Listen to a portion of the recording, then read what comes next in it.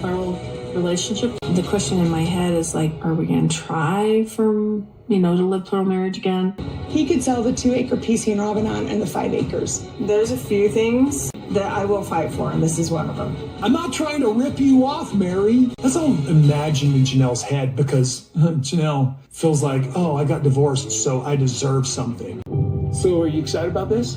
No, not. Is Meri Brown finally realizing that Robyn Brown played some rather nasty games with the family? Did manipulate her? Did lie to the entire family? And now is getting some sense of reality and paying attention to the individuals that have been following the show for about 15 years? Yes, then that's correct. And if I'm hearing the right whispers, then it seems like Meri is waking up to the criticism we had been placing over her for constantly defending Robyn. But regardless of the voice, the end result is that now she appears to be trying to understand the situation in a more broad view. If you are trying to piece the puzzle together, here's for you. Meri was able to break loose of Cody, so now she has all the freedom to do as she pleases. Which, it just so happens, was grabbing a one-way ticket to Utah. It was only after she moved away from Cody that he was able to distance himself from the manipulative robot who, for years, told him nonsense phrases like, "You need to stick around for the family." How much close is Meri willing to get into the family and why? She surely was grateful to have Meri in the family, but that makes no sense. Robyn tried to convince Muni from not leaving the family and then going off script. Robyn acted like she was Meri's best friend, but right from the start there was something wrong. In the first season, Meri addressed her feelings of abandonment with Robyn in more detail. When I met Robyn, I felt a certain bond with her. But the minute Robyn and Cody entered into a relationship, it's like she vanished. We now learn that Cody and Robyn actually knew one another before Meri knew Robyn. For years, Cody and Robyn perplexed Meri into thinking that only she was the sole reason for being included in the family. Meri has been tricked and manipulated so much by Robyn and by Cody for more than a decade now. It's almost life-changing to see her slowly unravel the lies placed before her. The gaslighting from a narcissist makes it difficult to put things into perspective. You always seem unbalanced and made to feel as if it is your fault. One omnibound never wanted Meri to leave but at the same time did not wish to cultivate any relationship with her. Meri had told us over the years that Robyn would ignore her as far as months without contacting her. She would ignore phone calls too, even claiming on camera her who has to contact Pri in the family stated loved she supposedly was part of. And then, privately, none of that showed any signs of transpiring into anything. OFC, they had no relationship off the camera, and it was all show. For Meri trying to see the best in Robyn, it was suppressive, and she didn't want to accept what was happening to her. She doesn't want to believe that she has been told brought Robyn into this family. She was told she was sacrificing her marriage with Cody who intended for Robyn's children. She did not want to accept that he had been conned. That's probably one of the hardest things that come to confronting, is socially has advantage of letting everyone.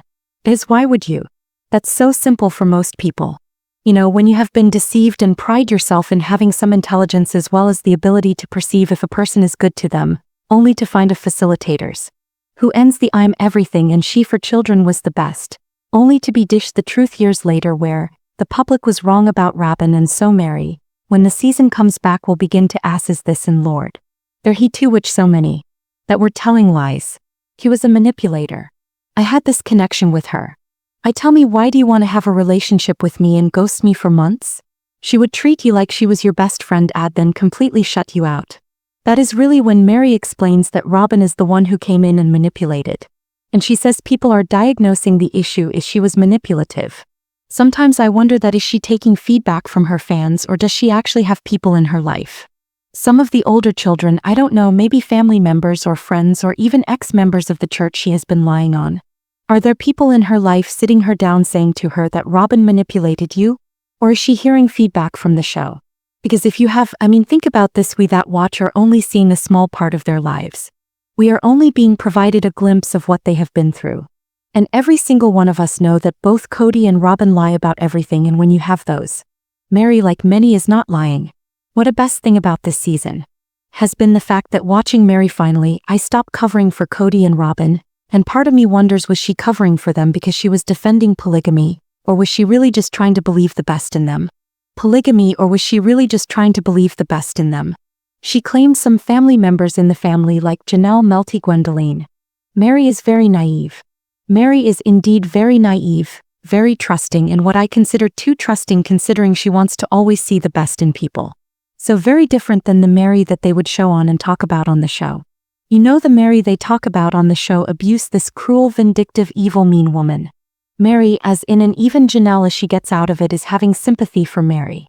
I mean, in this most recent episode she said that all she wants from Meri are the good things. She has sympathy for Meri, doesn't she, after everything that she has had to go through?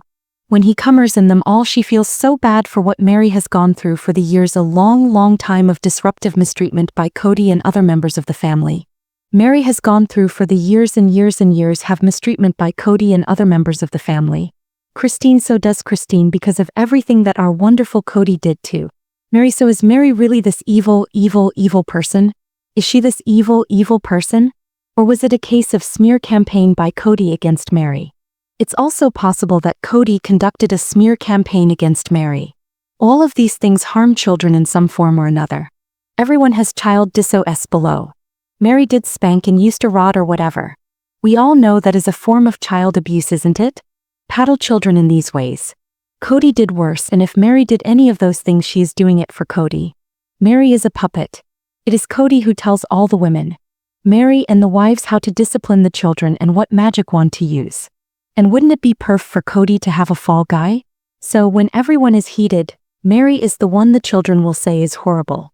It isn't even until Robyn came around the family, her ghastly peon, that they all started to notice Meri's abusive side. So, it begs the question, if no one in the family knew Meri was abusive until Robyn came into the family, was she? Look, I'm not going to encourage anyone put their hands on a child, okay? I'm not going to condone any form of hitting, and I mean any form.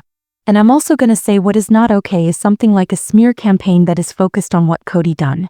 And if Robyn is allowed to walk through the child dis-os in my hotel, then everything is over. And persuade everyone that Meri is the villain who is damaging everyone and provides unquestionable evidence on how to completely sow seeds of doubt in Meri's family that were already broken. If people were struggling with Meri, she is simply adding combustion to the fire. He's convincing people that Meri is the dangerous one, the one who is telling the kids she cherished them while she did nothing of such in the first place, which is the complete opposite of her intent. Meri's never going to and would has you. No, does not matter when it comes to what Meri did to the kids.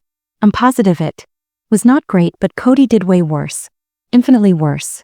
The same breath that Peyton can speak on Meri's behalf, right?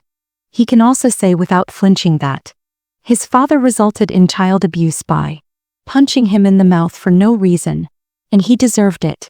So if they concluding, but now I have questions, what do they claim are all family?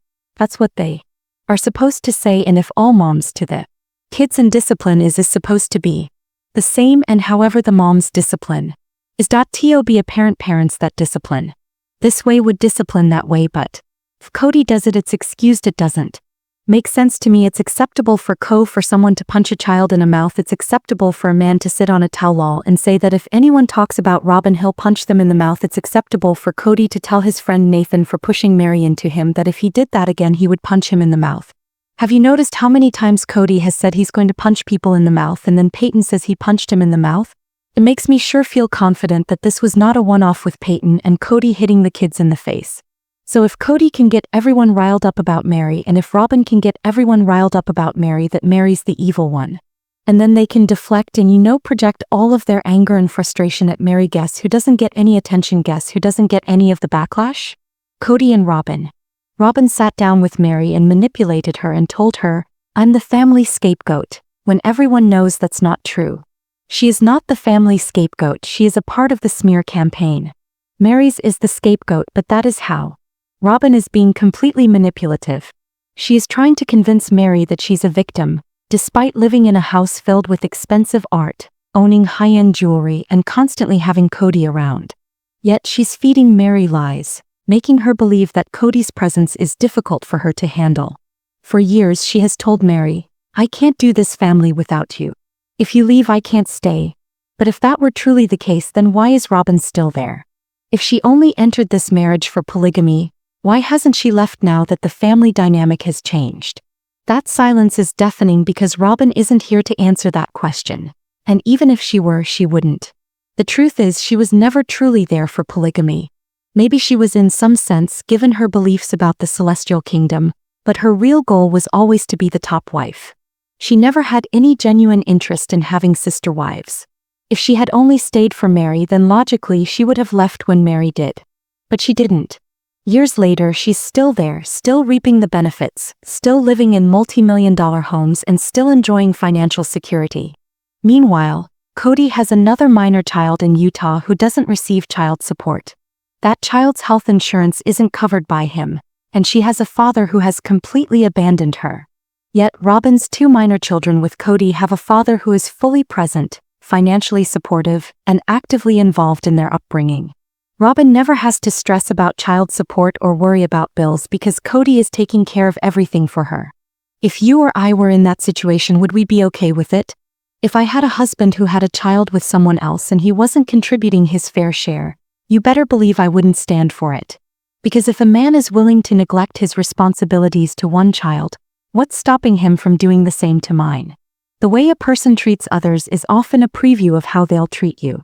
Robyn has enabled Cody to mistreat the other women in this family for years, and she never cared, until it directly affected her. It's always fine when it happens to someone else, but when it finally comes back around, suddenly it's not okay. Now Meri is finally waking up to reality. She has people in her life who are helping her see the truth. Robyn only ever showed up when she needed something from Meri. Whether it was financial support, filming for the show, or keeping her around to manipulate the situation. When they needed money to pay off Coyote Pass, Robyn made sure to remind Meri that she was essential to the family. When Christine left, Robyn went to Meri, convincing her to stay. When Janelle started having conflicts with Cody, Robyn ran to Meri again, playing the victim, acting as though she was being scapegoated. It was all a game, a carefully orchestrated effort to keep Meri loyal and isolated. Now imagine if Cody and Robyn hadn't manipulated and triangulated Meri. Imagine if Meri had been able to maintain stronger, more open communication with Christine and Janelle all along. They could have compared experiences, uncovered the truth sooner, and broken free of the manipulation years ago. But instead, Robyn and Cody successfully divided and conquered, deceiving these women for so long. Finally, the illusion is shattering. One by one, they are leaving, and now Robyn is being exposed for her manipulative tactics by someone other than Christine. This is an incredible turning point, and I am so excited to see the upcoming episodes that will capture Meri's transformation. What do you think about all of this? Share your thoughts in the comments below. Don't forget to give this video a thumbs up, subscribe to my channel if you haven't already, and click the bell icon so you never miss an update. Thanks so much for watching. Bye everyone.